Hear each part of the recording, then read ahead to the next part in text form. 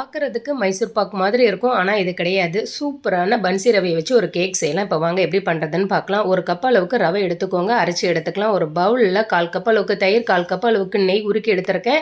இல்லை வெண்ணெய் கூட நீங்கள் சேர்த்துக்கலாம். 1 கப் அளவுக்கு வெல்லம் எடுத்துக்கோங்க. 1/4 கப் அளவுக்கு பால் எடுத்துக்கோங்க. கொஞ்சமாக பிஞ்ச் அளவுக்கு உப்பு சேர்த்துக்கலாம்.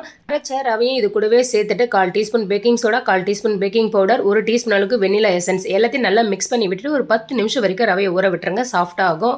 அவனை 180 டிகிரி செல்சியஸில் 10 நிமிஷம் வரைக்கும் ப்ரீ ஹீட் பண்ணிவிட்டு 30லேருந்து ஒரு 40 நிமிஷம் வரைக்கும் பேக் பண்ணி எடுத்துக்கோங்க. அவ்வளோதாங்க, டேஸ்டியான சூப்பரான சான்ஸே இல்லைங்க.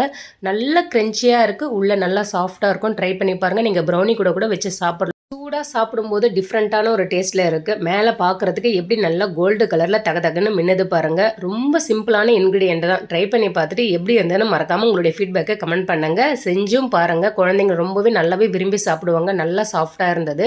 ட்ரை பண்ணி பார்த்துட்டு நம்ம சேனல் மறக்காமல் சப்ஸ்கிரைப் பண்ணிவிடுங்க.